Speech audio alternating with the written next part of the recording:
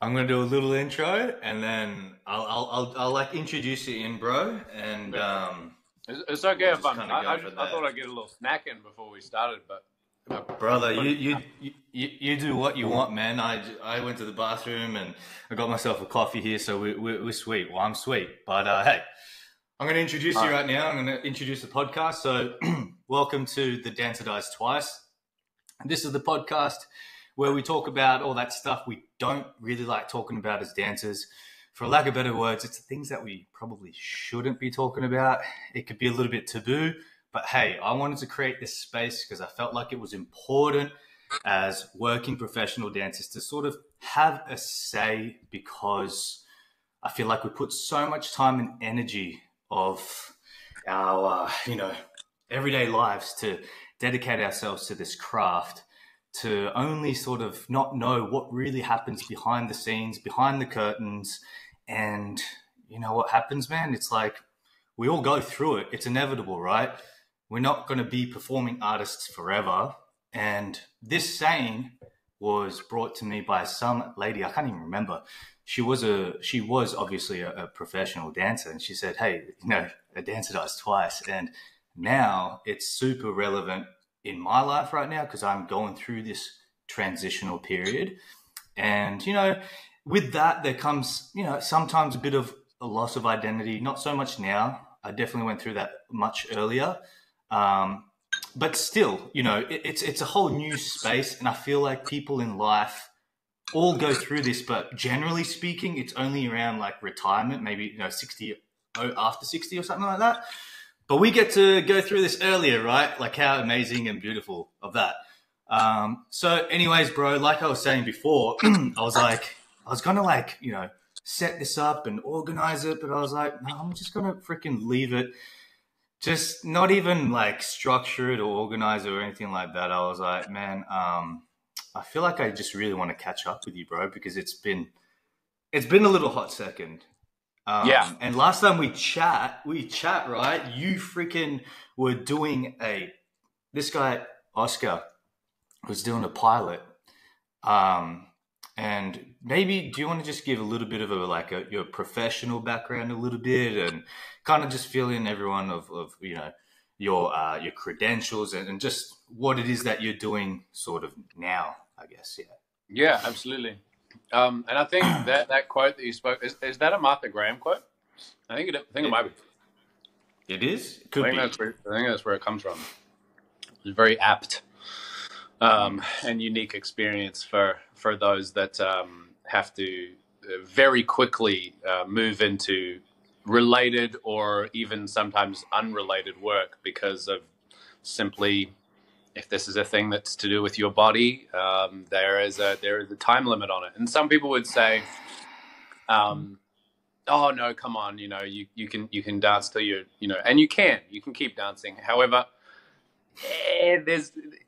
there is so much competition from people that are have only been living in their bones for a few years, and they're spry, man. They're good to go, and they've got awesome technique, and they've got a lot of energy, and also that mental clarity and energy for something that they haven't experienced as much yet. I think that is to be counted like that zest.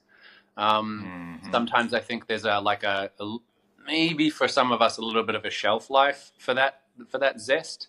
I think especially when we talk about the business, when we get into the business and we're doing jobs, we're doing gigs.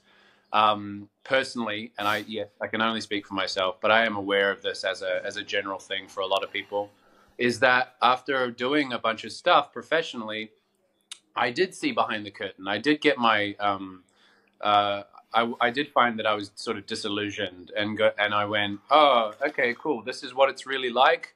All right, it's fun, it's cool, but it's not everything that I thought it would be, and I'm not like just over the moon every day about it. It's work, and it comes with all of its complications and disappointments and all that kind of stuff, and you have to keep reassessing whether that's something that you want to keep fighting for, or maybe you just want to keep this skill set and art form in your back pocket while you explore other areas of life. Because shit, man, you got one life. You know what I mean? Like, am I going to be 6, 7, 8 for the rest of my days, bro? Like, I want to do other shit, you know? But anyway, I thought I'd just speak on that quickly, since you had introduced that that discussion, and that's a short version of my take on it.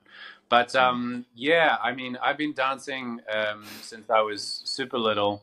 I got into the professional scene when I was around 19. I was training in Sydney at Urban Dance Centre, which is a place that doesn't exist anymore, but it was a great training program founded by Juliette Verne, colloquially known as Jet.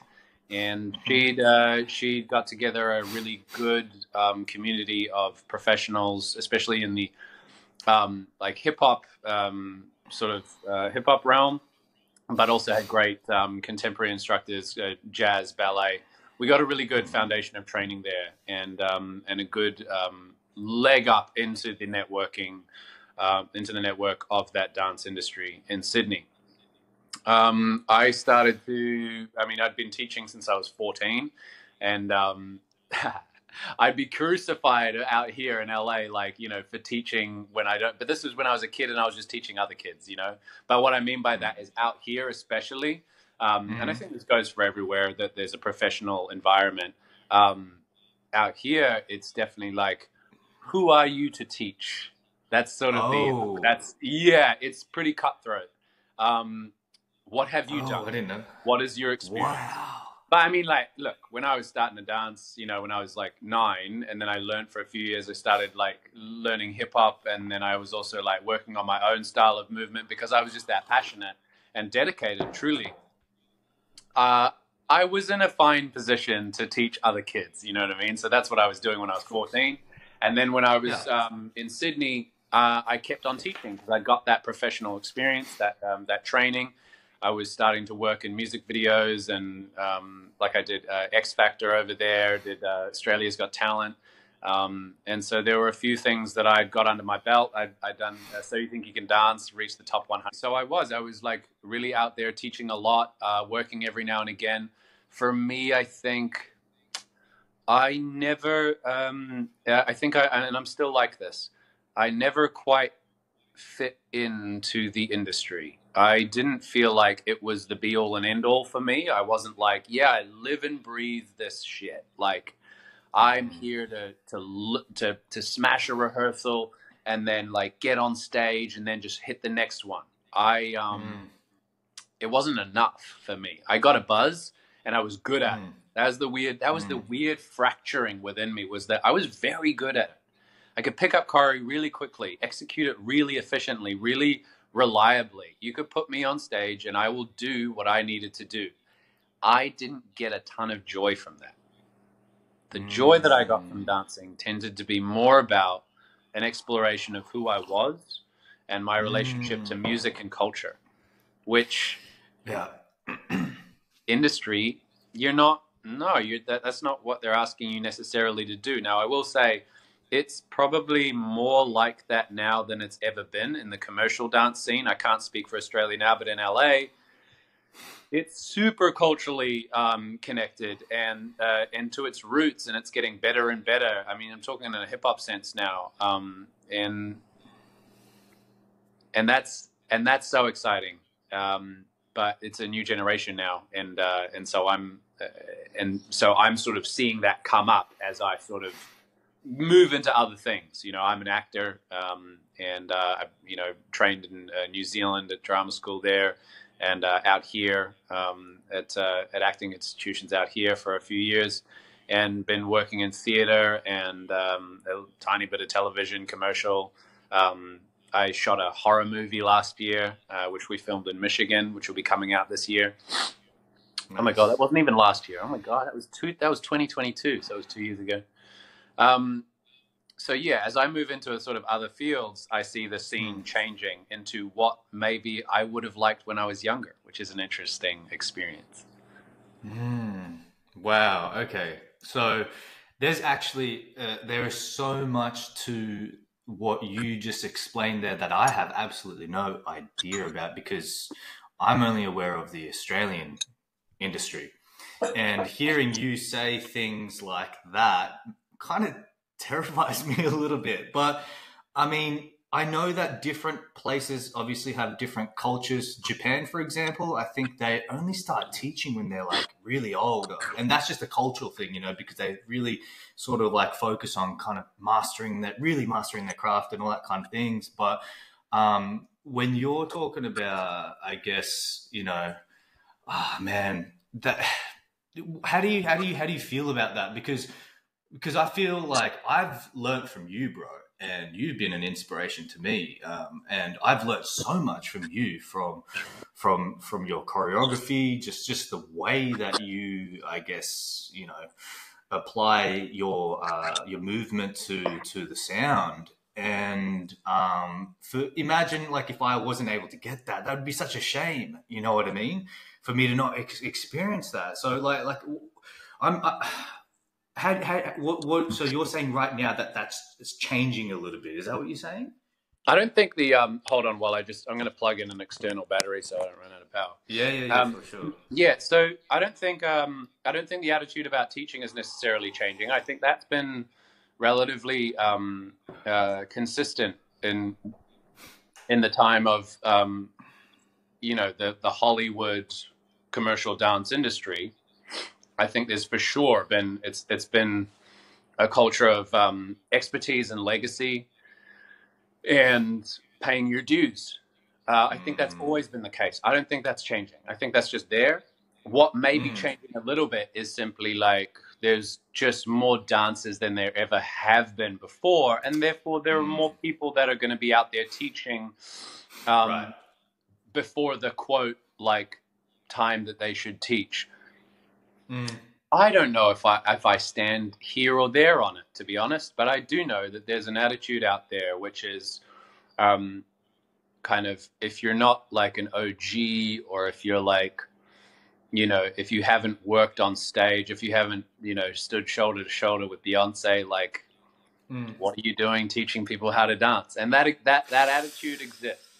That attitude definitely exists. I would say personally, my take on it is there is certainly a place for the people that have, you know, been up there and slayed the biggest dragons. They've done the biggest jobs possible. They know what that likes to like talk to God, you know, like they've done the biggest you could ever do.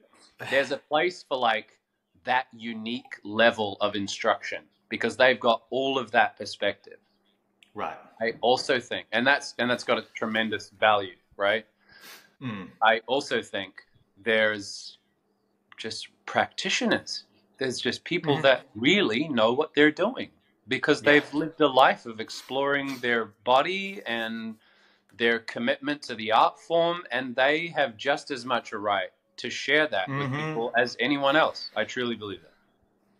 All right, I'm just going to put my hand up here right now, and you know, a lot of the, I guess, you know, the people that I hope gain the most benefit from hearing these types of conversations are people who are aspiring professionals. That's not to say that, you know, like, you know, other dancers can't tune in or whatnot, but just for my own personal sake, I wanted to just kind of jump in on that particular thing that you just mentioned there about like how, you know, if you've reached these pinnacles and stuff like that, and if you've been on stage with Beyonce, then you've got the right to be able to teach. Okay, I'm going to tell you something, because the Australian industry is completely different to America, where we barely have any work, like in comparison, right? And so I find that I've got to be careful how I formulate what I say here. I noticed that because there isn't as many, I guess, positions available to be working on that scale, it's kind of forced a lot of other dancers to have to explore other avenues, right?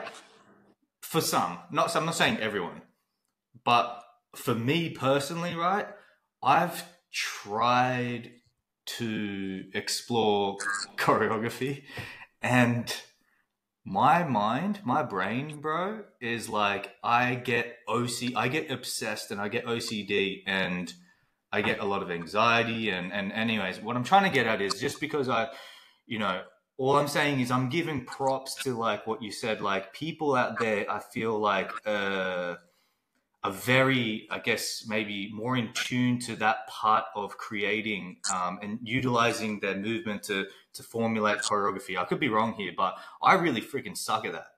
Well, and maybe it's just something that I haven't been really that passionate yet to explore to do.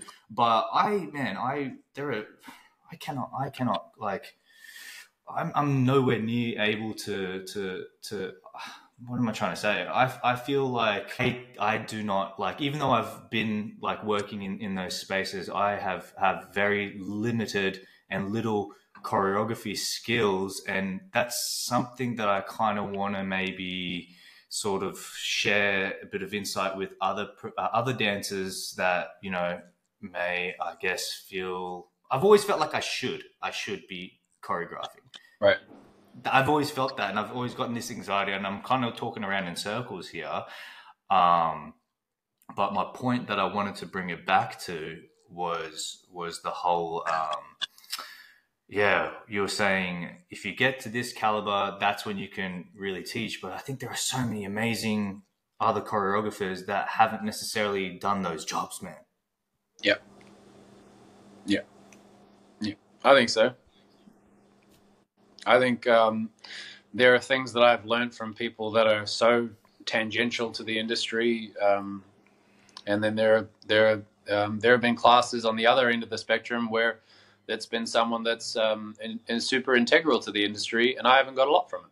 So who's to say? Who's to say? Sure, if you're making claims about what you've done and they're false, that's a whole different story. But I think if you're if you're transparent in what you're teaching, and it's based off what your knowledge is from the top of your intelligence, what is wrong with that? Yeah, and to speak to the choreography thing, like you're not sure, like if that's the feeling that you maybe should or something. I don't know, man.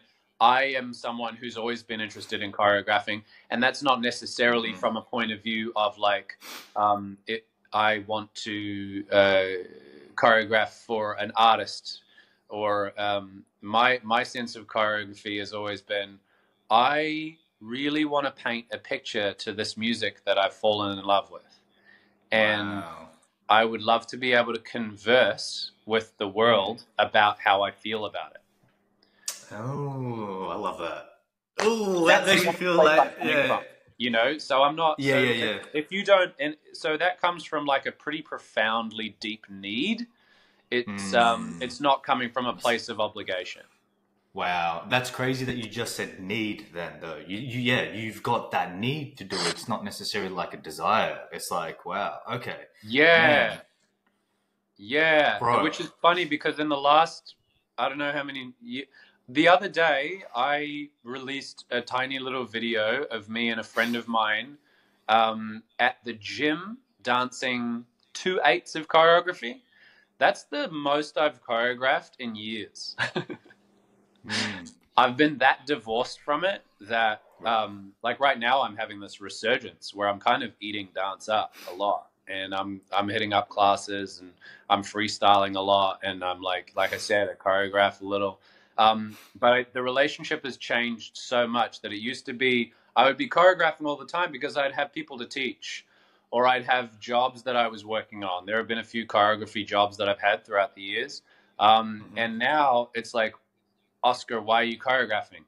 I'm figuring that out because there's no real, I don't have to choreograph for anything. I have a class coming up that I'm teaching for adult beginners, or just it's open for anyone. That's just simply grooves and movement. It's not even, I probably won't even teach a combo. It's just going to be dancing. So the thing of choreographing, I'm having to rediscover what my relationship to it is at 35. It used to be, I'm going to teach this to people.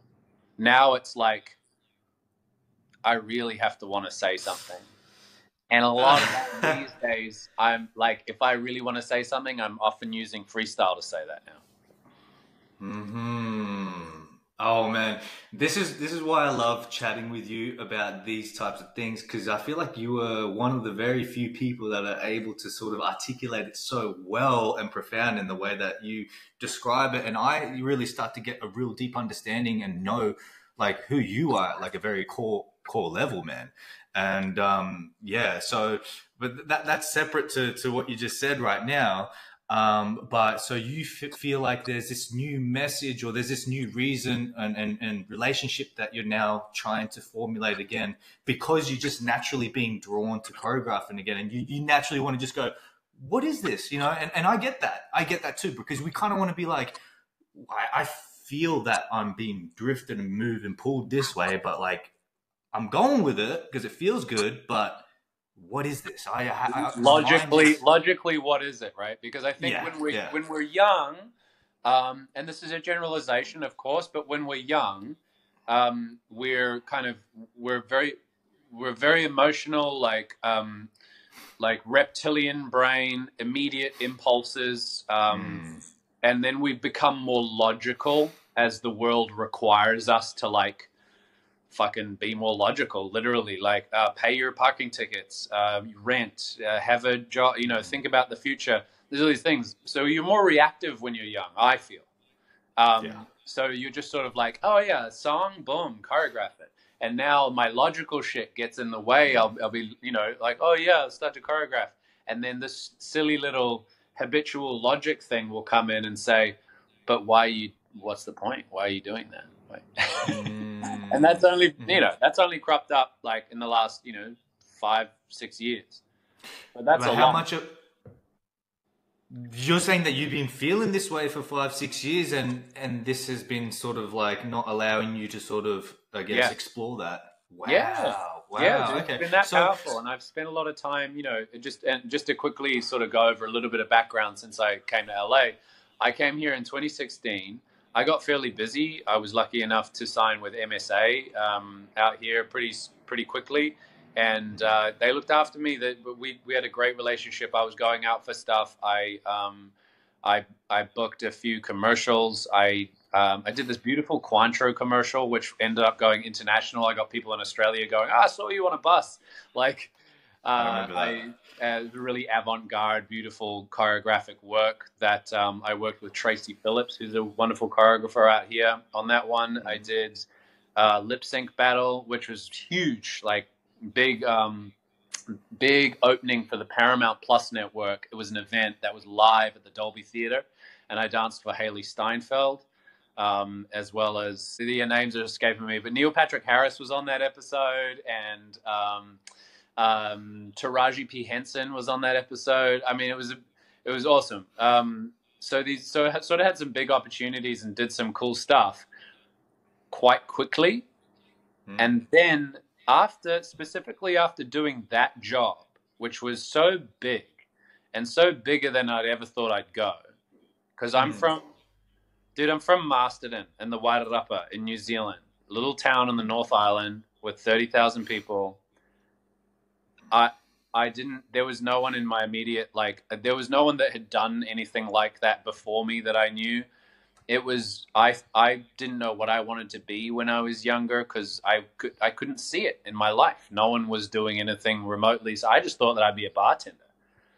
Wow. And then my mum was like, why don't you dance? That's what you've been doing. Wow.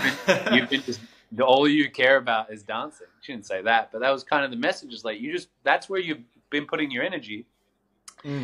And so to do any of that, comparing where I was to like where I got to, I was sort of like, well, this is more than I ever thought that I'd achieve ever. This is crazy. I'm on the same stage that they hold the Oscars on, and it's live.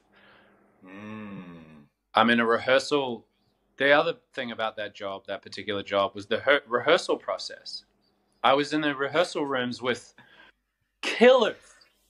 The people that I'd seen, I idolized from New Zealand when I was living there or living in Australia, watching YouTube videos of these like killers, masters of the game. And now I'm doing jobs with them, and I'm in rehearsal rooms with them, and I'm just sitting back at lunchtime watching people just go off for no reason other than they're still alive and they can dance, and then so they're just going off. And I'm going, I'm trying to come back to around why I think what I realized doing that job is this is great, except if this is the thing, it's not that great. Oh man, you just woo, For me. you just For me, no, I get it. What I noticed, especially in those rehearsal rooms, is I noticed the people for which that thing was the thing. Yeah. They lived and breathed it. Mm-hmm. And it wasn't me. I love to death my relationship with music and movement. It's such a huge part of who I am. Selling it in the marketplace is not necessarily, I mean, I'm always changing and I'm always getting better at doing that and trying to figure out, you know, being in America helps that. It's a very capitalistic world to swim in, you know. But the business thing of it, and just, you know, like I said before, being in the rehearsal rooms, doing the gigs, I was just like, oh, this is really cool, and I'm really proud of myself, but I'm not sure that this is everything that there's so much more that I think I care about than doing this type of stuff. Can I ask you something? Yeah. Sorry. You know, you go. I feel like you there was one. This will probably end up going into something else, but I'll briefly say this. There's also the other component, which is the financial.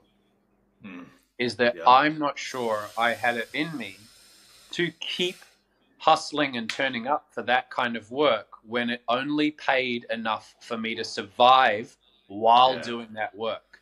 It wasn't like I could do that fucking killer job and then be like, oh, I'm Gucci for the next few months. No, that just paid for life as I did that job. And once I'd finished, I'd need to do something similar to keep surviving. This game is not something that you can like do one of these gigs and then you're good for a while. No, absolutely it is not. You have to keep going. And so in that sense, you're kind of disillusioned about how really the reality is that it will take everything.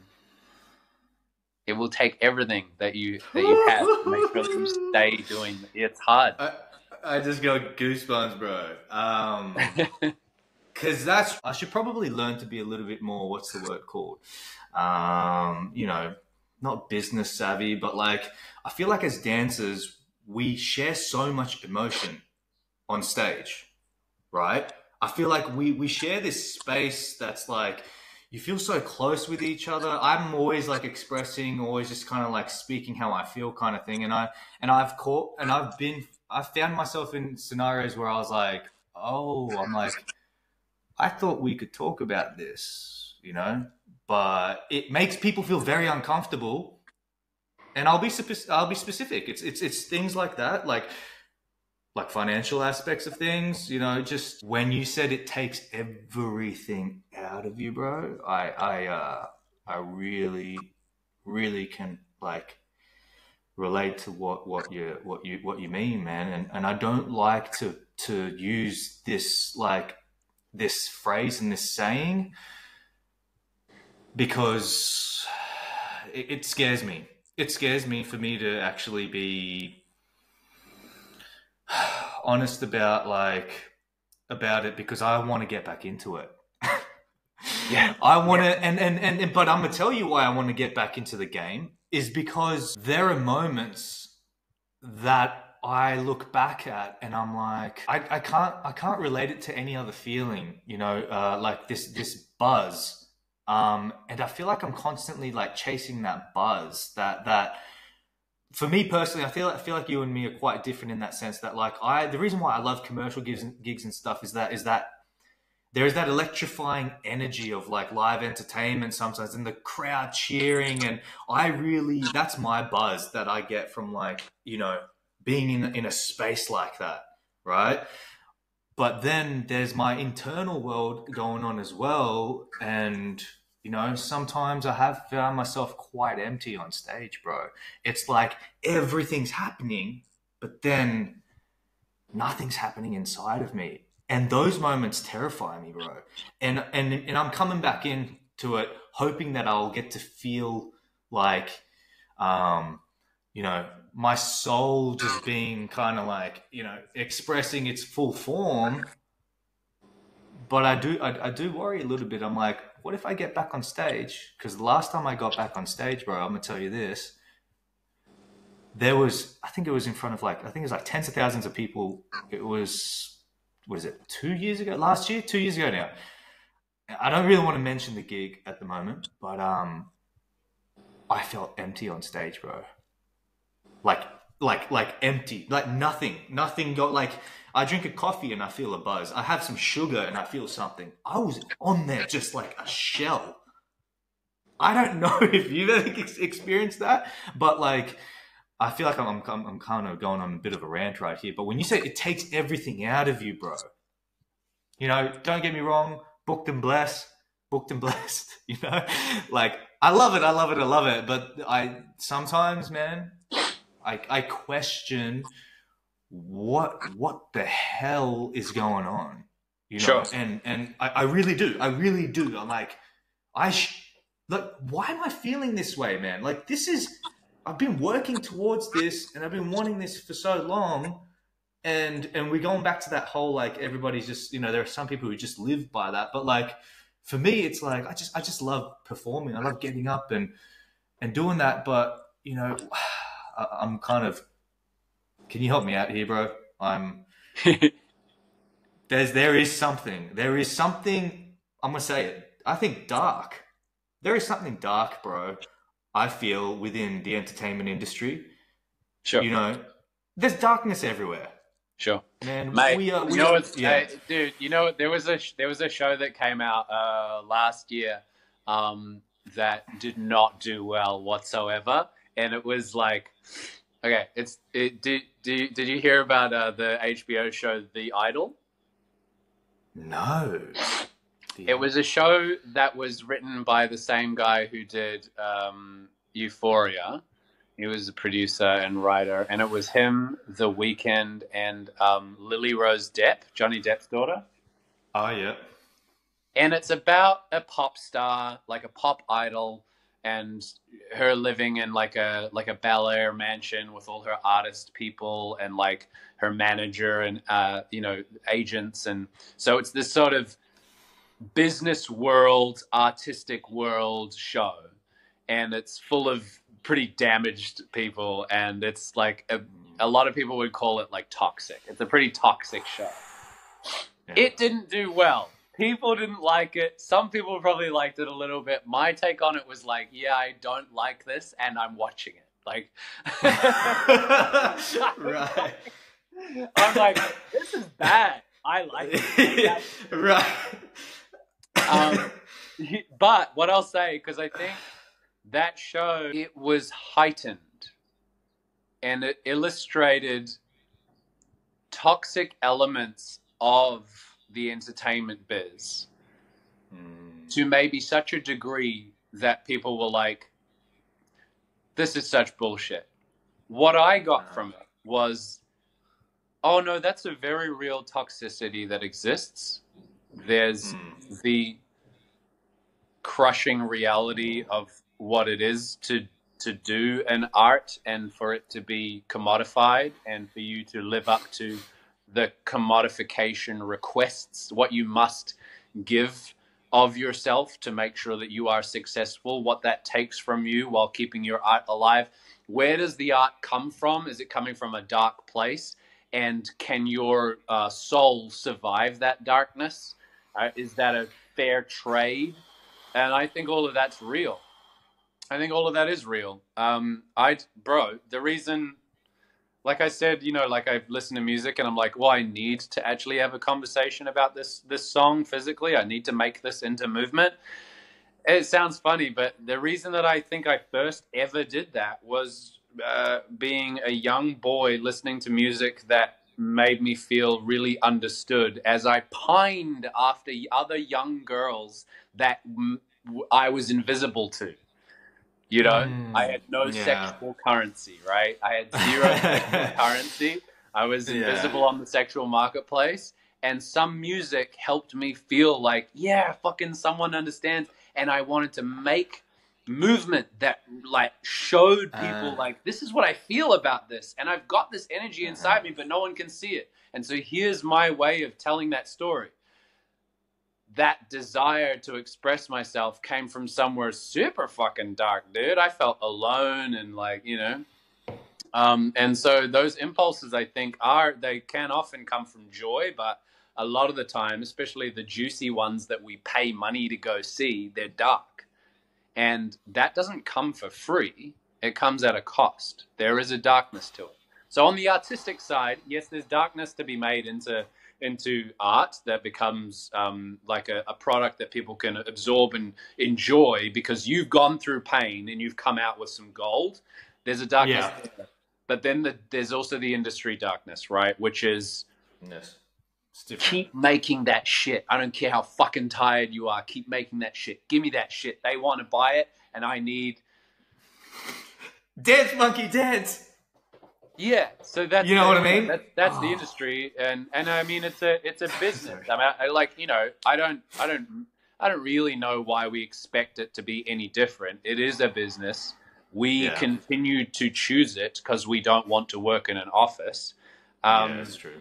But I also think that we should be allowed to have these conversations. And we are. I mean, people are having them. But we shouldn't be necessarily worried about having them. And I don't think people should get butthurt that people have a problem with being commodified all the damn time. And about something that's so near and dear and sacred and intimate. We do a thing. Dancers, artists, actors, people that write all sorts of painting, anything. We do a thing that's different from so many. It's taking the kernel of who you are, which at its most vulnerable is like a scared child, and give it to people. We turn it into something that people can watch and feel, and that's it's one of the most beautiful things ever. And that I can't think of anything else that's quite like that. I mean, you can cook good food, you know, like maybe that comes from a place, maybe everyone's got a version of that. I'm not sure, but like that specifically, taking the human experience that you've gone through and turning it into something that helps people. And you may not do it because you want to help people. That may, you know, you may be driven by another a motivator, which is totally fine. But it does end up helping people. It's a beautiful pursuit, but it's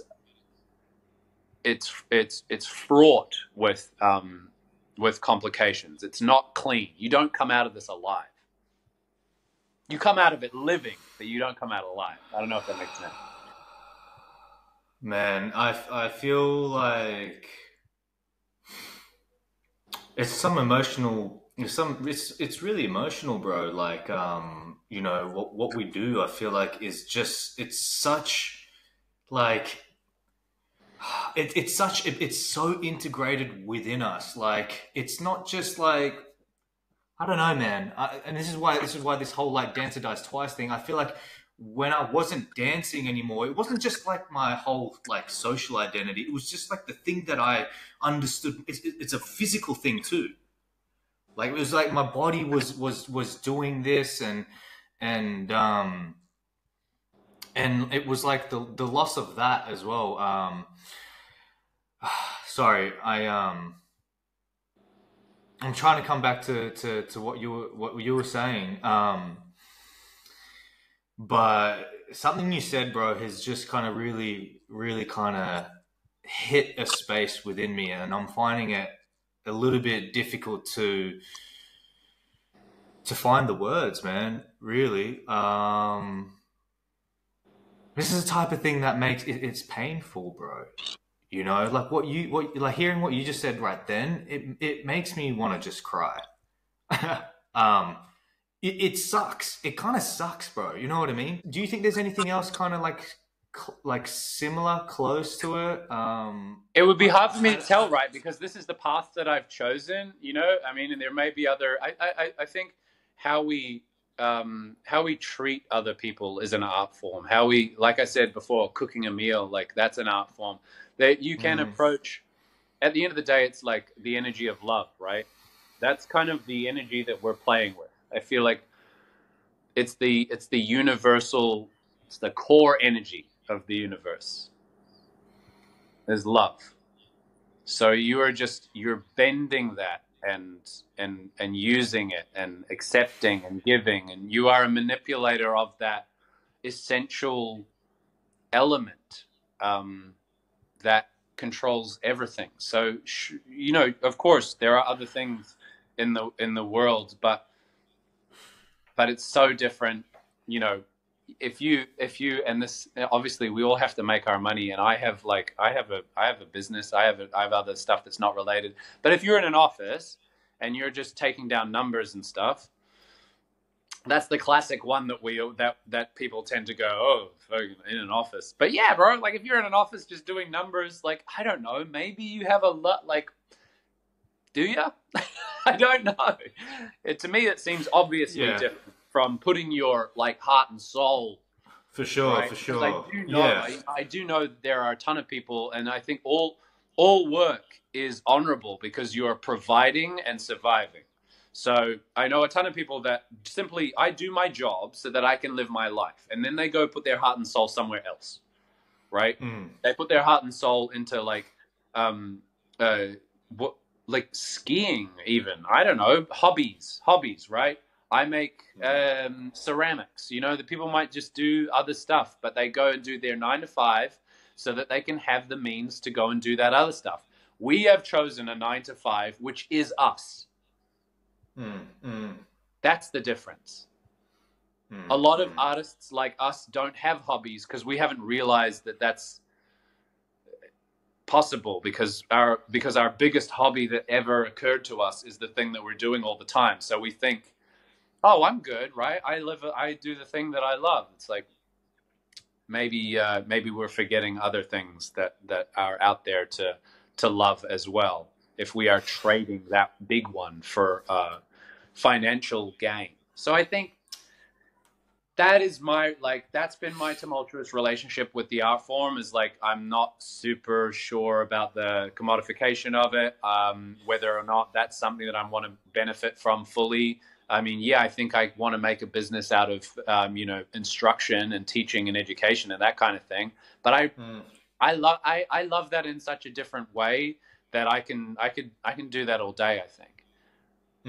Showing up for someone else's vision as a dancer, and being someone who's in a serving position, because that's what you are. If you're back up dancing, you are in a position of service, and it's someone else's vision and someone else's song. If you're really aligned with that artist, then that's fucking awesome. But most of the time, you're going to be glad that you have the job, but you're behind someone who's like whatever, pop star or aspiring pop star, and you're just glad to have a job, but you don't love their music. And I think that was too difficult for me. I'm like, I don't love this enough to just be here doing this. Yeah, fair enough. So then how have you now, you know, understanding all of this and all of that experience and knowledge and you know, where do you now find yourself, you know, moving forward, transitioning, having that sort of experience behind you? Do you feel like, you know, are you working in that space? Are you trying to, like, is it something that you feel like, okay, it's there, it's done, it's finished, and now I'm going to create something else? Or do you think it's evolving? I think it's evolving.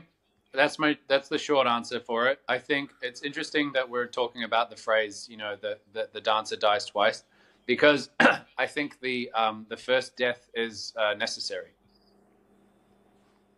I think if you can think about it as an ego death, that perhaps we're smoking some DMT.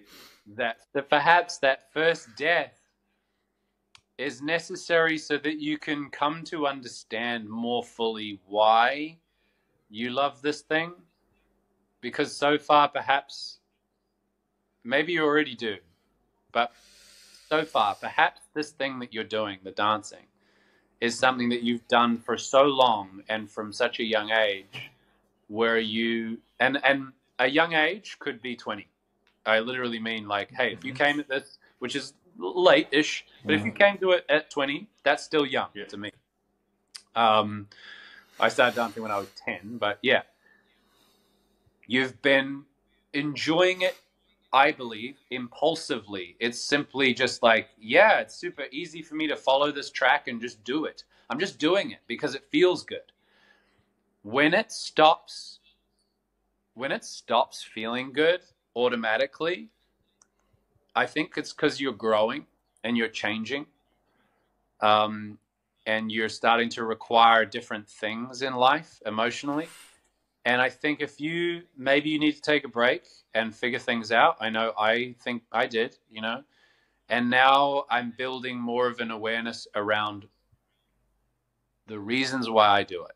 Why do I like this thing? I'm not just reacting and doing it now. I'm going, now I think I realize why I enjoy it. This is what it means to me. This is what it helps me achieve. And then I can sort of, rather than dance for these purposes, I can shave it off now so that I'm like, oh, I figured out that it's this. And I'm going to dance for this because I don't have the energy anymore for all of it. I also, on a really basic level, I don't want to be out after 10 p.m. Dude, I get up at 6 a.m. I'm 35. Damn. I run a business. I don't want to be out late. So the reasons why they get smaller and smaller, and these days I'm approaching it more like Michelangelo, Picasso, right? Like just an artist, just someone who makes stuff because they feel a thing. Maybe every now and again, I might be able to be a gun for hire. If someone wants to go, oh, you're good at this thing. Can I get you to help me out on a project and you'll be paid? Sure. I'm not holding out for that. I enjoy dance so fully that it's simply just a part of who I am, and I'll always be doing it.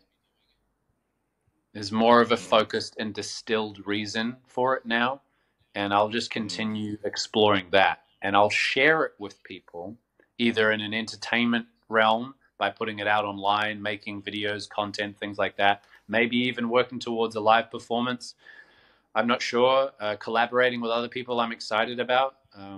Watching dance, going to see things live, or teaching it. But teaching what's specific to me.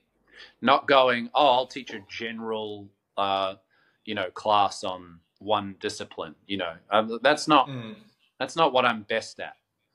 Recently, I got hit up like, oh, hey, can you teach a basics breaking class? For one, not a breaker, but like, I probably could though. I've got enough foundational awareness to be like, yeah, I could teach basics breaking. Sure, I'm gonna do top rock and like 6-step and some freezes and stuff. I could get through that, but that's so removed from what I am and what I'm about that I'd be lying to everyone and myself. And why would I be doing it? That's stupid.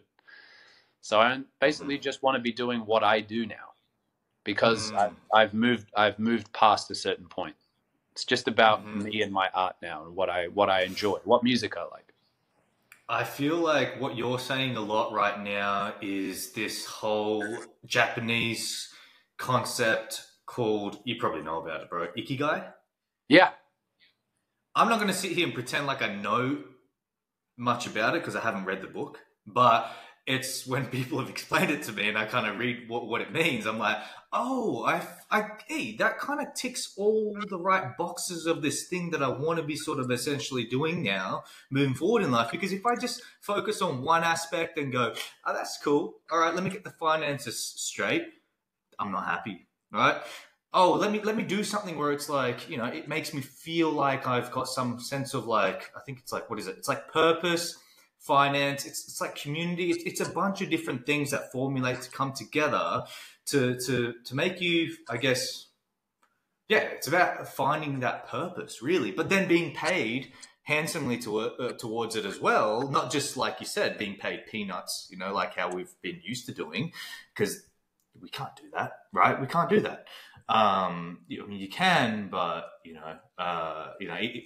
that's a space that I'm not going to really explore. But there is this whole financial side to the business as well, right? Now that we're kind of moving into this space, it's different. It's easier for us to sort of now explore these ideas of going, all right, now financially, what's going to make me feel good, where I don't feel like I'm selling my soul, yada, yada, yada. But like, if you were to look back, right, for these aspiring dancers, maybe even dancers right now who are in the thick of it, just going, like, what? Like, they made it, maybe they just realized it. They've come to this point of going, oh, this is it? You know what I mean? Like, or they maybe they're just really freaking finding it.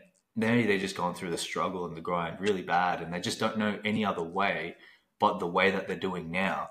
If you were to be able to speak to that self of you back then, or those people right now, what do you think? I mean, this isn't financial advice, no, by any means, but like maybe perhaps it's a perspective, or maybe it's just like, just yeah. What do you think you have to say about that whole side of things? I think so much can be achieved when you figure out, if you imagine your system of issues as a tree with the most far out branches and fruit and, twigs and leaves, and then coming into the branches and then down the trunk and into the roots. The more that you focus on the roots, that affects everything else. So that while maybe the fruit is like money, you see like fruit as like you see all this money, you see like cool opportunities, and you see like, and when you stand back, you see clarity, because you can see that's a full tree full of fruit, clarity. And that's what we want, right? We want clarity. The more that you just go, if you can, because all this stuff could be stressful. Everything that's on the branches could be stressful, because it's like, I really want that. I want to reach for that fruit. I just want the fruit right now. Ignore it. Just go down to the roots. And the roots might be stuff like, who do you want to be to your friends?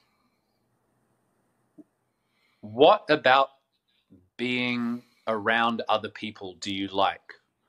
What is it about yourself that you find the most endearing, just to you?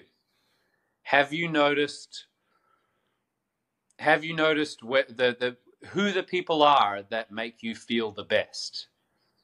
It's like deep questions like that. So when you're stressing out about the things that are out here and the fruit that's hanging, because the fruit's not there or the fruit's rotting, it's like, what is fertilizing the roots? Everything will be affected by what's down there.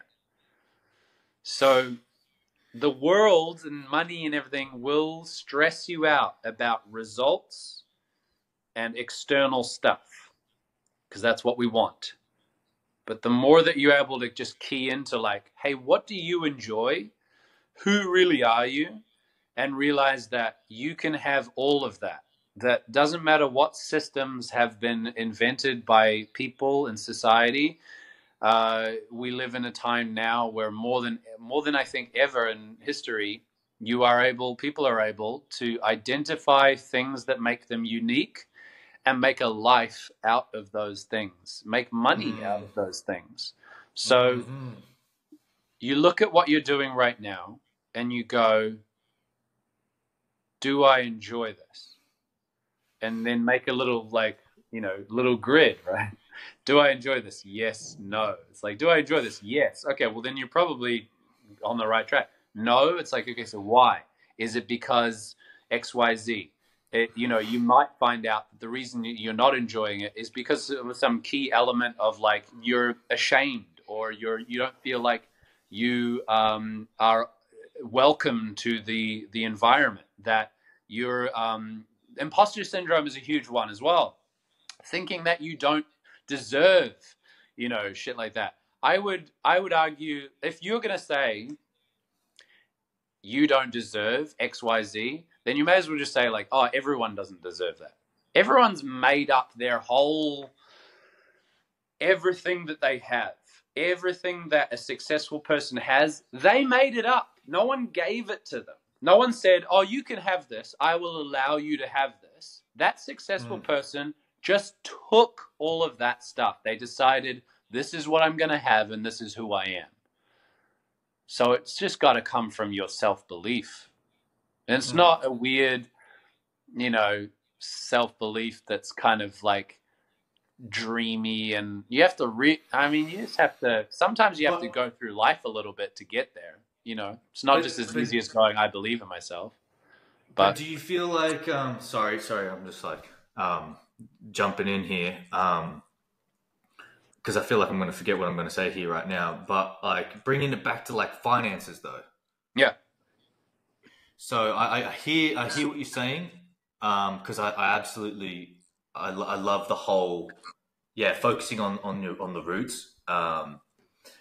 It's kind of like this. Recently, I heard about like platforms and pillars. I'm not going to get too deep into it, but it's about, you know, if you focus on yourself as a pillar, you'll naturally create yourself as a platform for people to come, and you get the whole idea of it.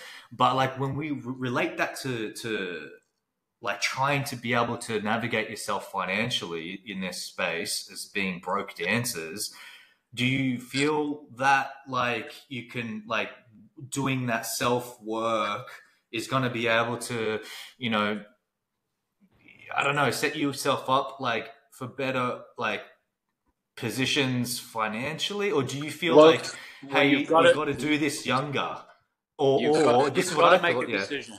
You got to make you got to get real about some stuff when it comes to finance. It's like do a budget, know exactly the figures that you need. What do you need every month in terms of money? Currently, are you prepared, and even are you prepared to, plus do you have the opportunities to make that through Just Dance? Most people don't. So, you know, I don't.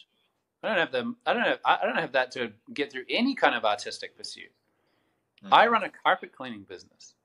I have a business that's nothing to do with any of that. Why? Because it's more stable.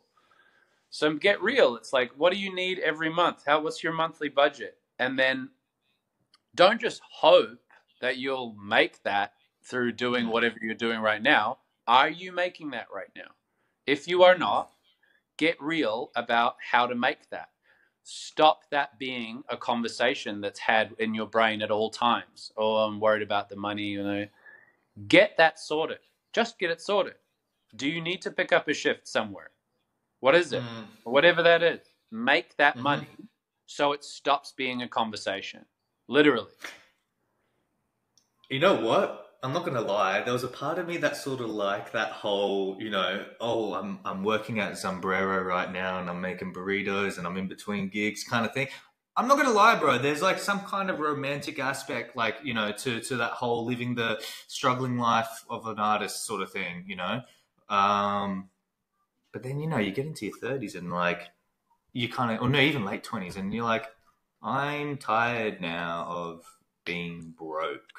And can we talk about this? And then, you know, you know, one thing I really don't like, there was a saying that used to always go around. I remember, like, within like, you know, the industry, it was just kind of like, you know, you mentioned anything about money, it was like this whole like, well, you know, we didn't do this for money, so, you know, yeah, it was this real kind of like, it just shut off every kind of conversation that could have happened. It was like, oh, shame on you for even having those thoughts, right? Yeah. And it made you immediately feel, oh, but I promise you, I do feel blessed. I'm very happy, but okay, I won't talk about this anymore. Yeah. What? Yeah. Like, how? Why? And you know what, bro? This is my understanding of why maybe dancers haven't really kind of gotten to that place where we want to, as a standard of you know, of what we do as a craft, right, professionally, is because this is my take on it, right? We're young, right, and then we peak.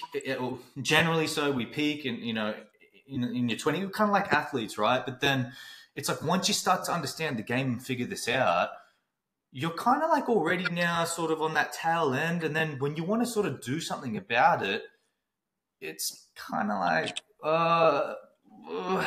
is it worth it? Like, and you know, like life just goes and goes and goes, and you're like, I feel, you know, when I first realized there was a little bit of, I guess, not a fair standard. I don't know if that's the right word to call it. I was a little bit upset to not know that, you know, something else hadn't been done. And it's really funny now that I'm, you know, 34, and I feel like I'm kind of going back into this space. There's some sense of, I don't want to say responsibility. Even this having this conversation, I feel like is better than just not having it. Better than just kind of leaving it alone. But I'm hoping, I really hope that like there can be a bit of a better standard. Like that's all I have to say about it. You know, it can just it's just like it can be just a little bit better. And why isn't it better? Like, can I ask that question? Why isn't it better? Why I guess is I have it I have a theory, and it may just come down to something as simple as supply and demand. And then also the reality being that the thing that we're doing is something that people enjoy so much that they'll do it for free. And this is a little bit of a dark perspective, but I think it's realistic. Pursuing a dance career for some people, myself even, is a convenient way to extend your teenage years and avoid responsibility. Really? Wait. Say that again. I want to try and understand that a bit better again. Hang on. Just wait. You think it's like a... Not for everyone. Yeah. Okay, not for everyone. Is it kind of just keeping that youth alive? Keeping that youth alive, sure. But I think there's a darker component to it, which is I don't want to join in. I don't want to join in with the rest of the world yet. I don't want to be a pleb. Dude, I don't want to do that shit. I just want to I like my cool music, and I want to dance, and I want to be cool, and I want to smoke cigarettes and do drugs. Like, you know. Yeah, you want to be like a rock star. I mean, you want to be a superstar. I don't want to be a real rock star. I want to be, but the thing is, you get to sort of experience that for a little bit in some way, shape, or form. You know what I mean? Yeah. And okay, I can kind of. So it's a very attractive. It's attractive to a lot of people, and you can really do it for a few years, and before things get tricky and tough, or life catches up with you, and you run out of money, or whatever. Like, you can, and during that period of time, you're quite valuable to a lot of people. If you get really good at dancing, you're really valuable to someone who needs dancers. And oh, great, you also don't have any ambitions. Then why would we figure out a better payment structure? Who's compete? There's amazing, talented young people that don't have the wherewithal to stand up for what they're worth. No. And there's no system in place. Is there? I don't know about Australia, but is there a dance agent? Is there a union? It's right now. It's happening. I think. Yeah. I think they maybe have finally brought something together. Yeah. But I think we're figuring it out still. It's 2024, and we're just talking about maybe figuring that out. It's in the process. It's either finalized, but we are getting there. I think maybe. Do you think? And maybe this is me thinking in the mindset of like a dancer. Not. Oh, yo, you there, bro? Okay, so it looks like we just we lost Oscar Wilson right there. Not really too sure what's going on, but I'm just going to hang here for a little bit in hopes that he may come back on. I don't think he's going to come back on. So, anywho, I think just to wrap it up, guys, hope that you can sort of see a little bit more. I'm going to get a glass of water. You know, I guess a bigger spectrum of what this whole lifestyle is like as professional dancers. Now, guys, I know in this episode we were talking about, quite some dark aspects to it. However, I do want to really just let you guys know that it's not all that. It's not all just... There is so much beauty to it. There is so much, I guess, joy, like ecstasy. I don't know how you want to describe it, but that's the reason why I'm going back and wanting to get back on stage at 34, is because I haven't done it for so long, and I absolutely just miss it. I really do miss getting on stage. Like you heard Oscar say, he's been drawn to choreograph again and he doesn't know why. I can very much relate to that. I'm being drawn into this space of getting back on stage. And despite some of these areas of conversations that we covered today, I still want to do it. I don't really understand. I just know that when it was taken away from me, when I couldn't dance, when I found myself asking my girlfriend to have to tie my shoes and I wasn't able to stand up and I was bedridden,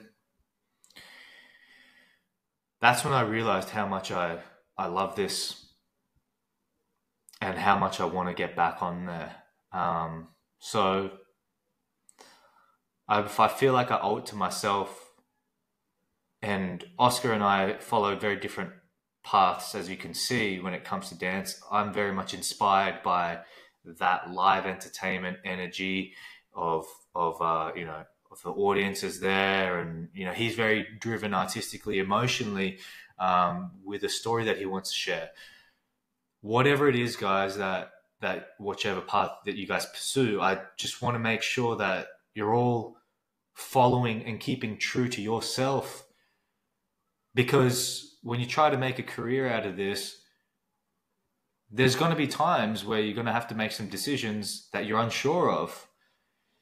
But if you know why you got into this the first place, and you make it clear of these things that of what makes you really happy, and if you stay in alignment, guys, of your heart and soul. I know that sounds very wishy-washy, but you're gonna be guided. The right people are gonna come into your life. The right opportunities are gonna come into your life, and you're gonna be going down, I think, a very fruitful, blessed, joyous experience, of being a professional dancer. So I hope we can finish this on a high note and a bit of inspiration for others out there to get back into it. And I just got a message from Oscar. He's been disconnected. Let me just write. I'm going to write to him. He goes, "Yo, bro, disconnected. You want to jump back on?" I'm still recording. This is obviously the second episode. So I'm still getting familiar with this platform. I'm not sure if he's going to be able to jump back on. I may have to stop this, record it again if he wants to. But otherwise, guys, thank you so much for tuning in. Oh, he goes, "It's just black on my end. So strange." Guys, I think he's wanting to get back on. Should I exit and click again? I'm going to try invite. Let me try invite him back on, guys. Paste. So try that. Yeah, look, if we just ended here, forget what I was talking about. But yeah, I don't want anyone to sort of be scared, about like the the realities of it, because there is so much. There's, it's. I'm not gonna lie. I think one of the best jobs in the world, to be honest, being a dancer. I would never change it for a thing. Would not change anything for any of my experiences that I have been through. But anyways, guys, yeah, sorry, this is taking a little bit of time. I'm going to just, we're going to end it now. If I jump back in, we jump back in. But thank you again for tuning in. We got an awesome guest coming in next week, next episode. He is an absolutely phenomenal, talented singer / dancer. You probably know him. He was the singer for Magic Mike Live Australia. He's gone to actually the US as well. That's how we met, anyways. It's Josh Williams. He's got so much knowledge and insight, guys. He's got a lot of things that he would like to share as well. So please stay tuned. Oh, he's back. I was literally just wrapping it up. It took me a while to figure out how. Yeah. I can't even see you right now. Really? Oh, that must be a platform thing then. That's so strange. It says it's like 75% uploading. I kind of filled in the blanks for you, bro, when you left, because it was like, well, I mean, it was just like, I felt like we really went down a really dark path, and which is good, right? I think there's nothing wrong with going down a dark path. We've come out from the other side, and I think we were kind of in the middle of talking about the financial aspects of the whole game, and it sort of cut out. And I was like, I don't want anyone here to think that, like, to get scared and not want to come in to be a dancer, and be professional, you know what I mean? But I think, and I'm repeating kind of what I was summarizing what you had said, which really kind of stood out to me and I think we kind of all know this somewhere deep inherently within us, is to, as long as you kind of stay true to yourself and you're kind of aligned and centered with that thing, that feeling that you feel like this is right. You know what I mean? I feel like you can kind of maybe go quite, not just successful, but like your own success.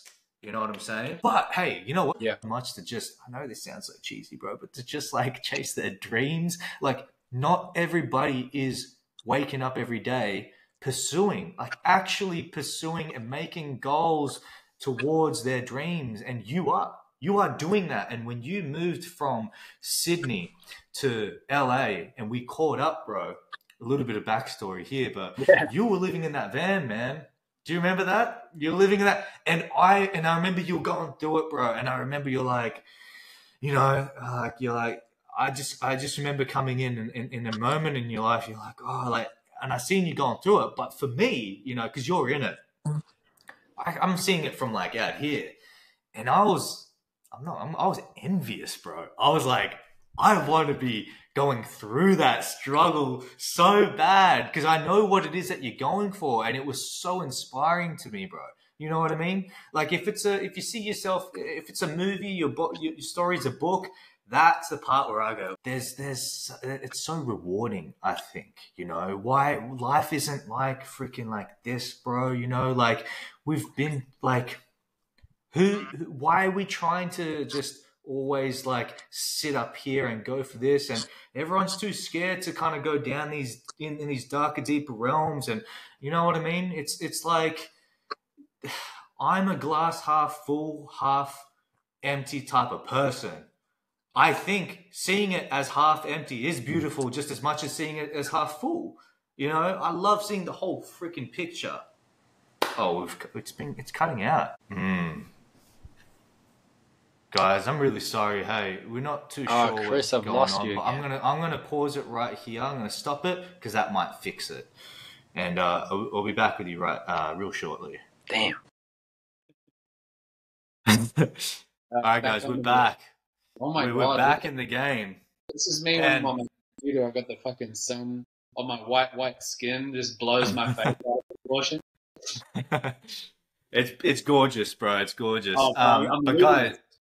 yeah, you're glowing. Yeah. But guys, we're back. We're back right now. And while we were setting this up, we were having a conversation just about getting back into the game. I was just expressing to Oscar about me understanding the reasons of why I'm wanting to tap back into this space of jumping on stage. I want to be able to get back into doing, live stage performances. I want to book a tour, man, world tour. That's my little thing. I feel like for a lot of commercial dancers, that's a thing. But what we want to tap in and talk about is about this warrior spirit that I was talking to Oscar about. Something that I used to tap into when I was doing live television show. I felt that there was a real similarity that I could relate to with, New Zealanders doing the haka. It was that same similar energy that, UFC fighters have, and when they talk about being in the ring and they're putting on a show, right? So we were just sort of I was trying to understand my reasons of why I'm being drawn back to it. And I really miss expressing and feeling that feeling of that warrior spirit. And so anyway, that kind of has now gone into the conversation space of what Oscar was talking about, where, doing commercial dance, listening to certain pop music, I feel as though that there's an area there of masculinity. I know I keep talking about this, but my own personal struggles that I'm going through right now is a little bit to do with, it's not that masculine. It's not masculine to be dancing to, like, pop music like Lady Gaga and whatnot. I can't help it, man. It's like I hear that music and I'm like, yo, it's making me want to dance. And I, at 34, despite me being a dancer for so many years now, am fighting those thoughts again of like, hey, you're not a man if you're dancing to that type of music. What men dance to is like hip hop stuff. And it's crazy, but that's genuinely these struggles that I'm having with. And it's only now, after hearing Oscar's side of, I guess, trying to really understand this reason or like more tapping into this deeper meaning as to why I'm being drawn into that, has led me to understand that I am missing feeling and getting in touch with that warrior spirit, man. And that is something that can be tapped into even when you're listening to freaking Britney Spears, believe it or not. So guys, man, if you are having those struggles like I am, despite me being a professional dancer, it's masculine, it's manly, it's powerful to express that spirit even when you're listening to pop music, man. So anyways, I felt like I just filled everyone in on what it was that we were chatting with behind the scenes, but I know I left you hanging, bro, for on that thought for a very long time. But you were speaking about expressing femininity. You were Yeah, speaking. it's like my natural response as the man that I am to music that is powerfully feminine and using it as a means to express myself. It's a really interesting alchemy in this day and age where we still, despite all of the social progress that we've made, we can't really seem to get our heads around. Like, I'm pretty sure young boys are still being made fun of for dancing in the first place. Just like, not even what they're dancing to, just like, oh, boys dancing. We're still at that level of being like, oh, boys dancing.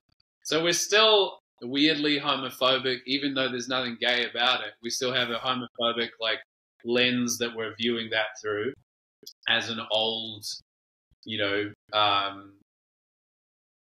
patriarchal sort of view of, it's colonial, whatever the hell it is, man. But it's like an old view of masculinity and what's right for men, what's right for women.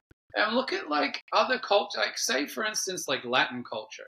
It's like your show of masculinity is using your hips and dancing and salsa and like tango and all of these dance styles, which are so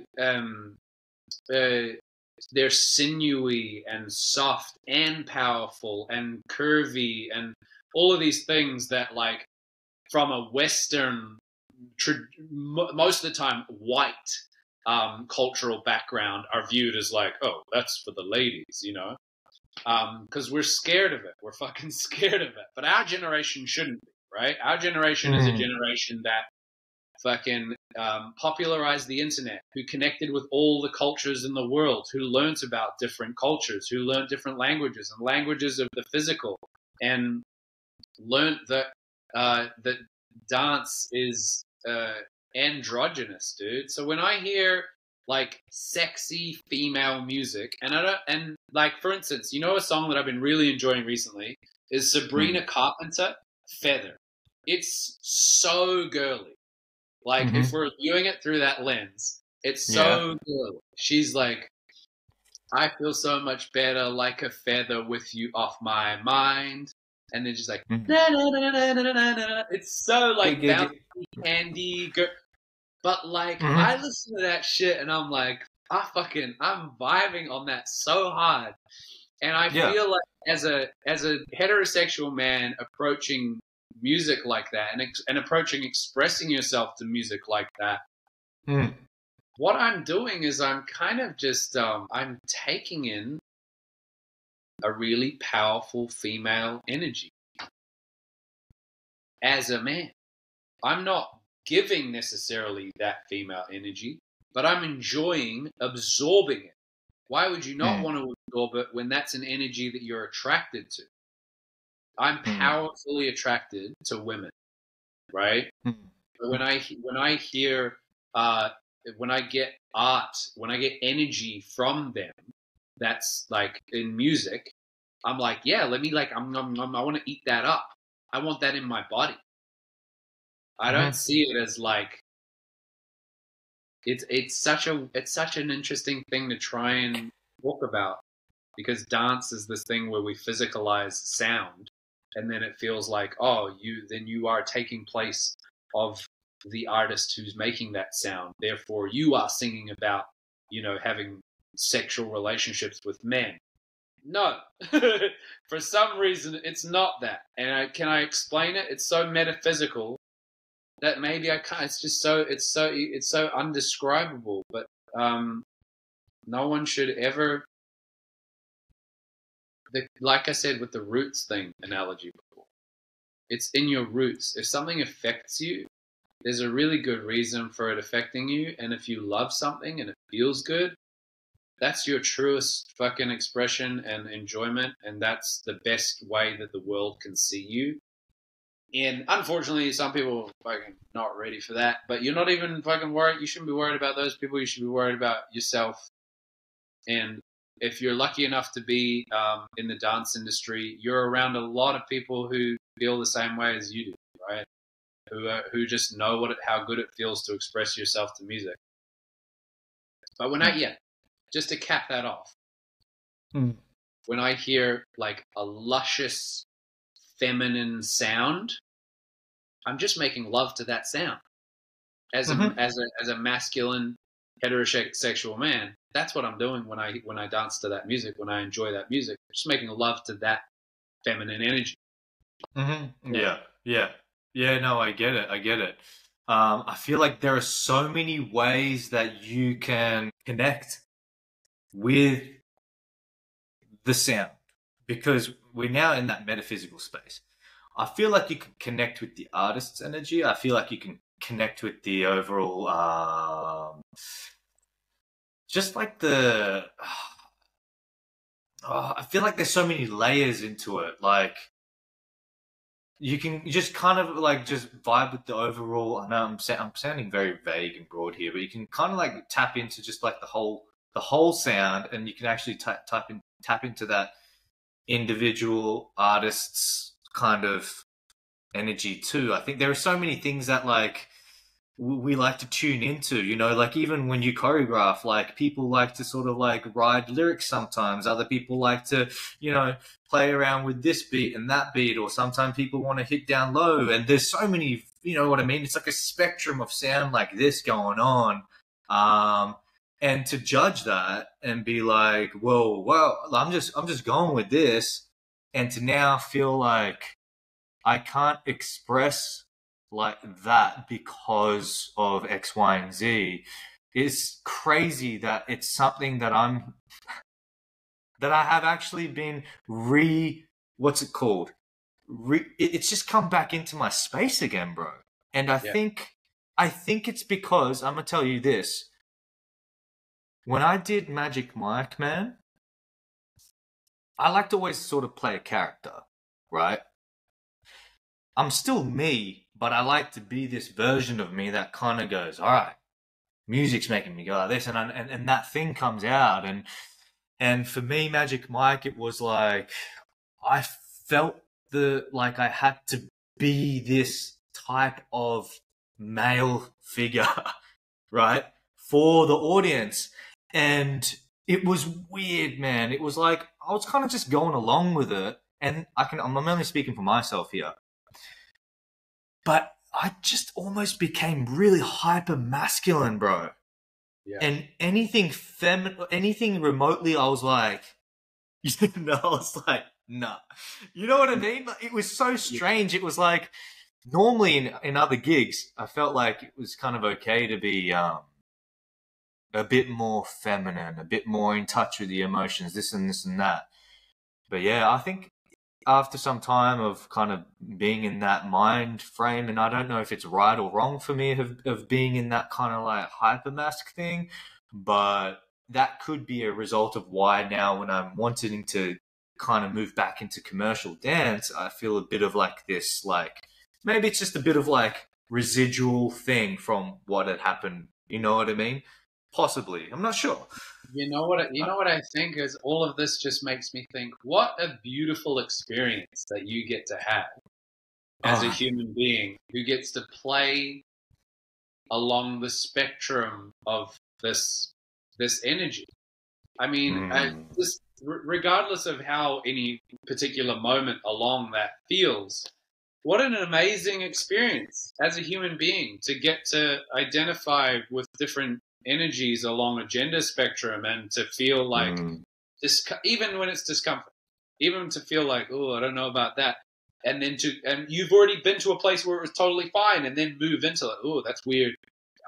I think, yeah, sure, residual. You got used to another whole way of being, and you did that through your physicality. You were playing a character, and some of that's still with you. That's natural, and that'll fade away as you rub it off and do something else. Maybe a small part of it will be with you forever. But I mean, it's almost all beautiful. It's kind of like this. It's the art of that's what. That's how I know that you're like a true artist, bro. Like you're sensitive enough to be changed by what you do artistically. I mean, that's the weird thing that I think people are a little bit scared of when we do art, is being changed by it. Like when I went to drama school, a lot of the times the question was when we're exploring character was like, how do I, as the actor, keep myself safe from this material that's potentially dark or whatever. And we had this Mm. one director she was from Mexico, and she'd moved to New Zealand, and she was already very successful.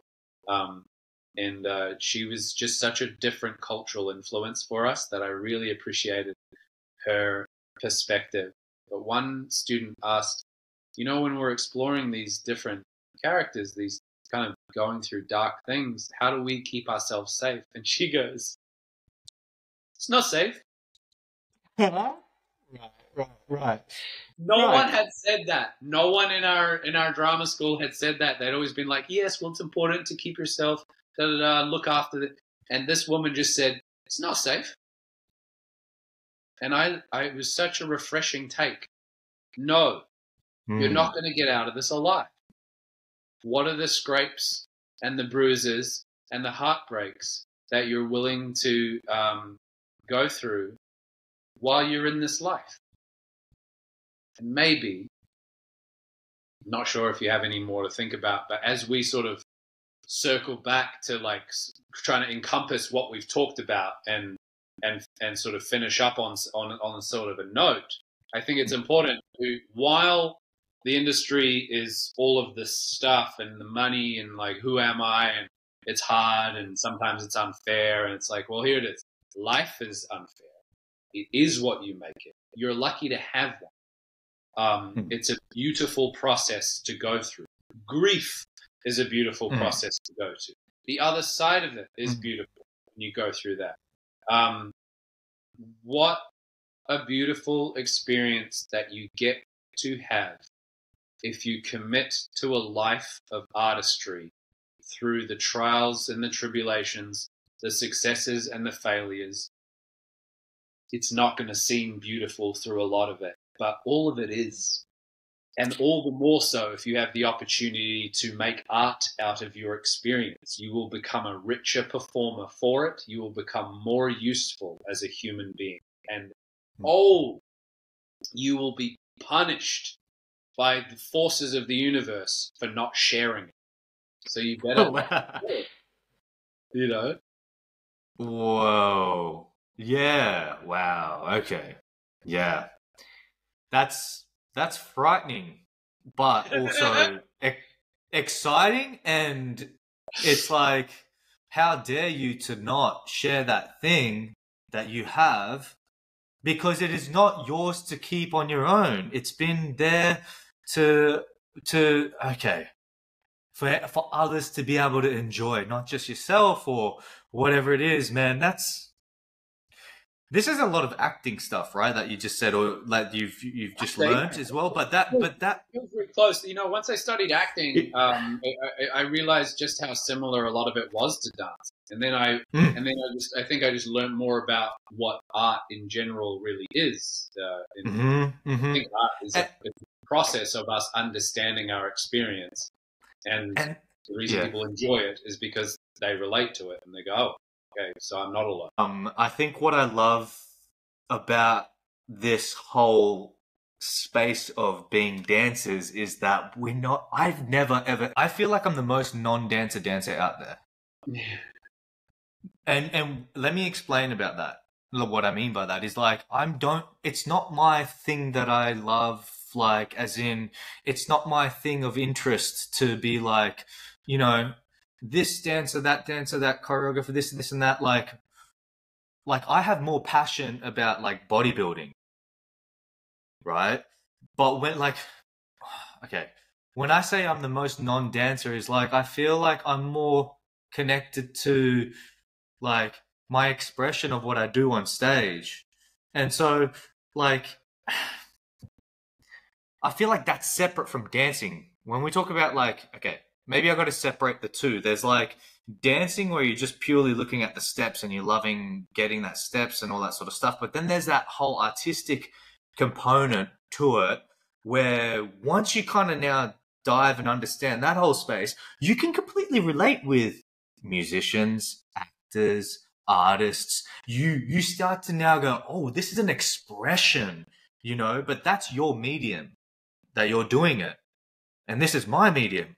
But we're speaking the same language, man. You know what I mean? And that's the separation I feel from when you have, you know, and I'm going to bring this back to the people who are wanting to get some more insight in how to successfully, you know, set yourself up for a long career, is like, it's not just about dance. It's about that artist inside that needs to find form and expression, and how you can communicate that with the rest of the world. When you can do that and the whole world can now see what you have to say, that is profound. Yeah. And that is what, you know, producers want to see. That's what the audience wants. And that's what you really want as well, deep inside, is to be able to express that part of you. So if you feel like you've now been able to find that and communicate that with the rest of the world, there's no way people are not going to want to hire you. You know what I mean? Yeah. That's what I feel, you know, I think. Yeah. Yeah, you become someone who's able to speak the unspeakable. The things that we cannot describe, you're able to describe. You know, you become a very valuable commodity. Um, It's man. important. I should mention though, even though I'm heavy leaning into the artistry side of things, there are those dancers who are extremely successful that I believe are approach it maybe a little bit more like sport. There's it's more of a physical exploration for them. That's just about execution, and there's nothing wrong with that. If you are like just an athletic, and it's not really artistry, you're just like, I love to execute powerfully, and I'm just trying to test myself and just the best that I can, then that's valid as well. That's also a commodity that people will really seek, because it's reliable, and people you can put someone like that on stage and they will execute reliably. Of course, that's valuable as well. And if that's you, then by all means, you know, you don't need to let the whole artist question get you down if that's not what you're here to do. That's my journey. I come from right. So you're saying you're saying that even if you don't tap into that artistry, it's all good. Yeah, if that's it is all good. If that's not who you are, you know, there's no point in trying to be what you're not, you know. And for me, yeah, I'm an athlete in so much as I pursue athleticism, but I'm not like a professional sports person. I don't try with dancing. I don't try and do tricks. I'm not doing huge leaps and stuff. That's not why I dance. I dance for a more artistic, expressive place from various needs that I have emotionally, and that's connected to who I am, and that's how I approach it. Other people may not, you know. Everyone's different. There are going to be a bunch that do, and that's, I think, you know, like we want to talk about, like, say, Martha Graham with that quote. You know, she's also got other great things that she said about, like, an artist is not their technique. I can't remember the quote. She's like, the artist is not technique. It's your fiber of your beat. That's much more the artistic, you know, that's where I sit more. Yeah. Do you feel like for dancers, when you're talking about, you know, if it's just physical movement for you as opposed to, like, you know, being an artistic expression thing, do you feel like this is a genetics, nature versus nurture type deal? Like, do you feel like you're just either born to do that and it's a gift, or do you feel like if you love dancing just purely on the physical aspect of it, do you feel like each and every person is able to express themselves not just emotionally but coming from that artistic side? Do you think that is something everyone is able to do, or it's only just it's a gift for some and not others? I think you can easily watch two people dance the same routine side by side, and they're both executing it well. One of them may be executing it slightly better in terms of technique. So their leg may sit at just the right place that the other one maybe didn't reach. Maybe their turnout was, you know, and if it's hip hop, it's like maybe the force of the opposite was just in the right, like, you know, they had the right angle to something, the way that their hand was just the right, you know. So you may notice, like, oh, that person's, the shapes are better, but I just want to watch that one. So you may have this, you know, and that'll just depend on who's viewing it. So it's hard to say what's more valuable. It's just beauty is in the eye of the beholder. Myself, I'm going to have appreciation for technique and what looks good, yes. But a lot of the time I'm going to notice there's something going on with that person. Maybe they're flawed physically, but there's something going on with them. They're telling a story that this other person is not. Ooh, I don't know why. I just got emotional hearing that. Yeah, man. Holy. Yeah, you're right, man. When you see people do that on stage, you just, like, it makes it leaves it makes you feel something, man. You know, it's not just wow, that was impressive, right? And and do you? I feel like we could keep going on about this forever and ever, bro. To be honest, but do you feel like the internet? And I do believe there is. I love technology and what the spaces that like this, for example. We couldn't do this not that long ago, but you feel like there's an aspect to. I'm going to be specific. Social media that is kind of potentially getting us focused in the wrong areas of this art form. Or do you feel like no, it's still there? I just haven't tapped into it. But maybe it's not in my radar right now. There's like a political way for me to answer it, and then there's one that if I were to connect with what I believe emotionally would be different, right? And I think they're both valid.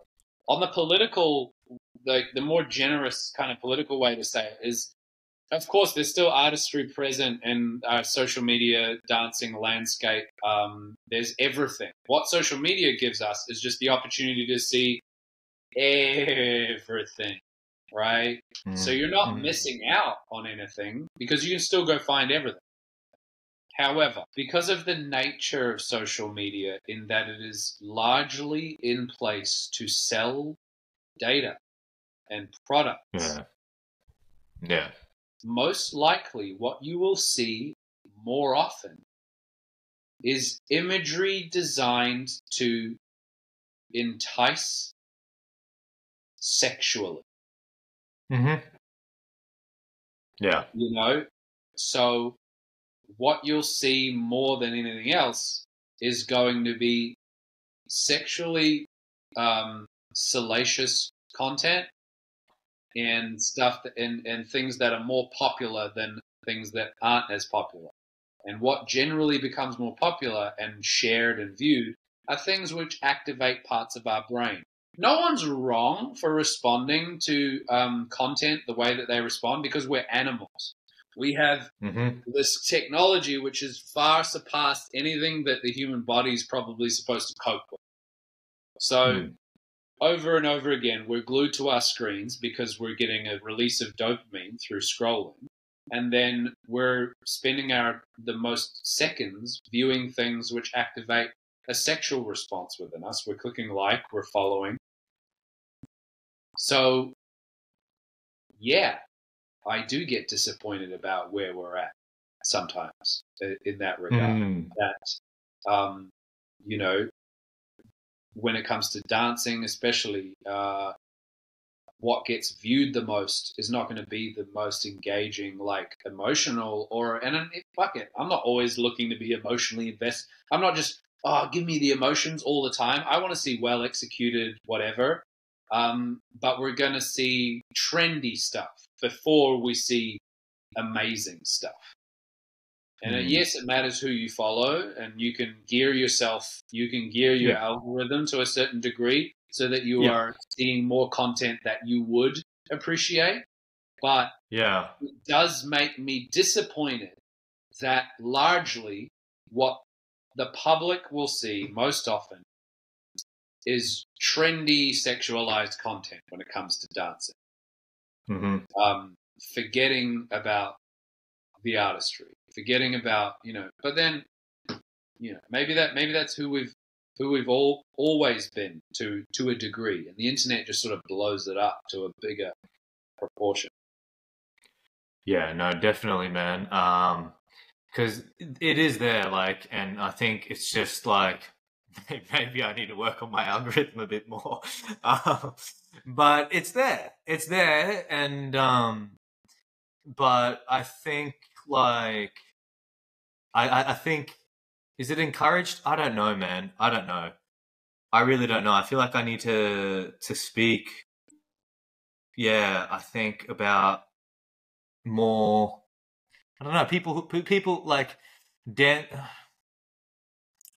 dancers who, I don't know, are really, because do you feel like you're really using that space for your artistry to be shown? At the moment, I am. At the moment, I don't necessarily have any other medium. I'm not doing any live performance unless I'm literally on the street filming something that like I freestyled the other day and I was out on the street. So that's live, but it's not, you know. And it's different though, right? Yeah. I'm not currently like doing. I'm not in a show or anything. So yeah, at the moment, if I want to say something to the world, then that's the medium that I'm using. So in that sense, it's something to be celebrated. You know what I mean? There's a good use of this technology. Like you said before, obviously we wouldn't be able to do this if it wasn't for this technology. And I certainly I'm teaching myself how to use it in a way that doesn't suck me into the dark nature of it, that I can just simply put out what I put out in the way that I like to say stuff, which is not necessarily super clickable content all the time. I'm just going, this is what I like, and I'm going to put it out there. And if you watch it, great. I can't wait for you to see it. But you may not watch it because I haven't put the right things and I haven't done the trendy thing, whatever. But if I worry about that stuff, I'm going to recede from that whole world.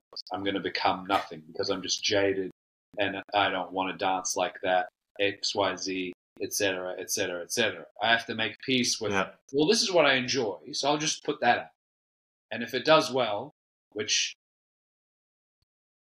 whatever, I just have to be happy that I'm engaged in making stuff that I like.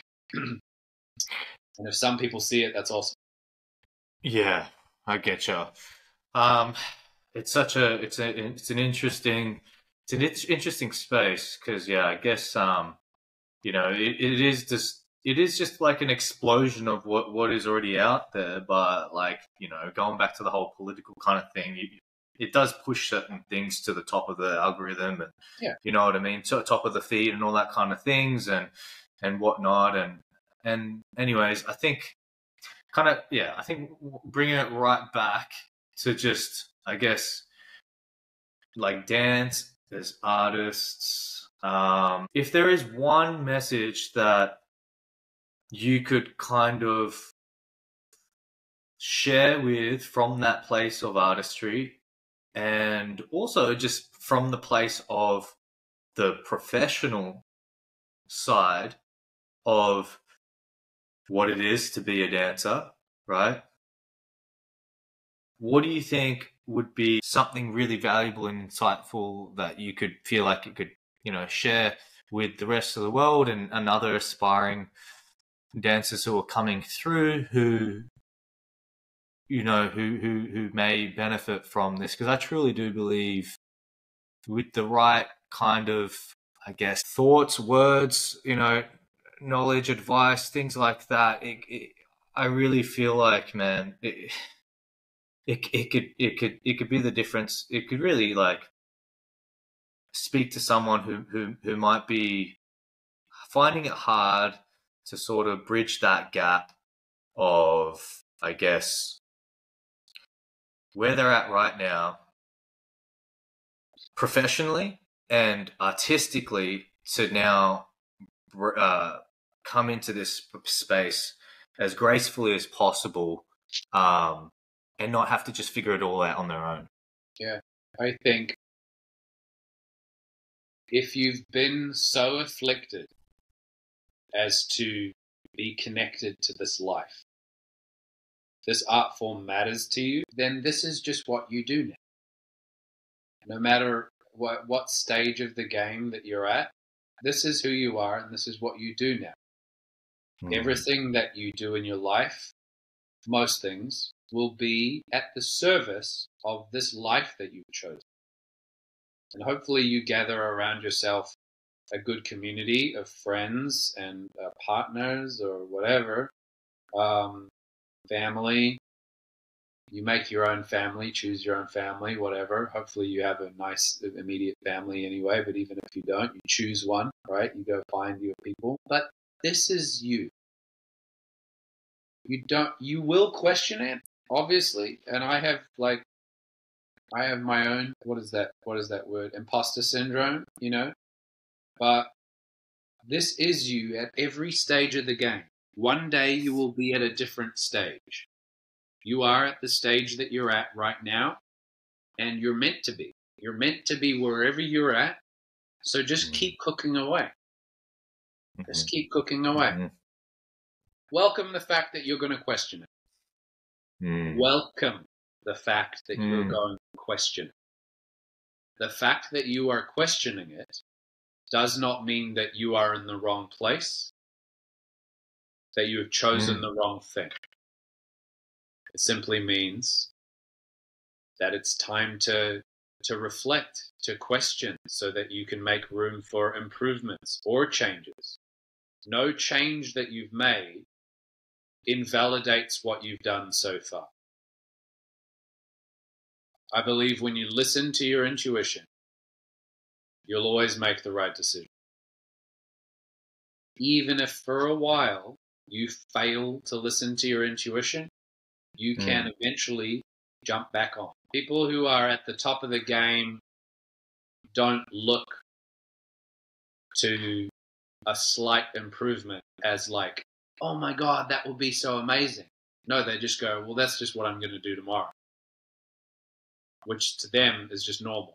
So what you, at whatever level that you're at right now, you look at tomorrow as just like, yeah, that's just whatever I'm going to do tomorrow. You're not so, when you look at like ultimately what I want, of course it's way over there. Yeah, totally, yeah. It's what you really, really want. How often are you having like what you really, really want? Every now and again, you get to have a day or a moment where you get exactly what you want. Life's not about that. It's not about that. It's the enjoyment of pursuit. Enjoy the pursuit. Yeah?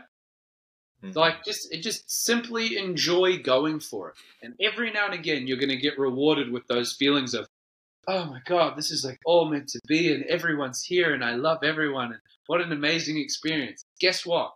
You're going to wake up the next day, and you're going to do laundry or something boring. You know what I mean? Like, then what? Yeah. You're going to do amazing shit, and then also, you're not going to just die. You're not just going to do the most awesome job that you've ever done and then get to just die there and be like, yeah! And then just assimilate into the ether. You do awesome shit, and then you go to bed, and then and then you wake up and you go to take a shit, and then you go to the fucking shop down the road and get a coffee. It gets normal real quick.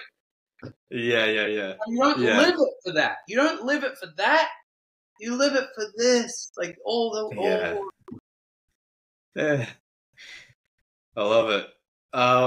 Man, I feel like we could keep going. There's one thing I so want to say, but like, usually I'll try to end it here because I feel like, you know, maybe it's like a next time.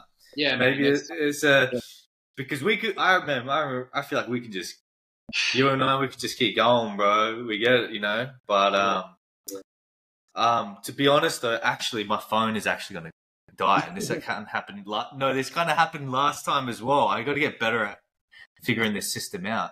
But hey, brother, look, you're an absolute gem. It would be an understatement, but like, bro, just personally, I value you so much, and being able to hear you speak about this stuff, just in like, after this call, bro, I'm gonna start like dancing. You know what I mean? Like, I love this, dude, and thank you so much, bro, for just sharing and just giving as much as what you did today, bro. So thank you so much, and you know, hopefully we'll do another one soon. But for now, brother, I'll see you on the. You're asking me, but you're asking yourself. This is such a great to connect with you. I mean, what a dream! So cool. Yeah, I agree, bro. All right, brother. I'm gonna pause this. I'm gonna stop it right now, but I'll see you on the other side. And thank you everyone for tuning in to the Dance or Dice Twice. See you in the next pod. Peace.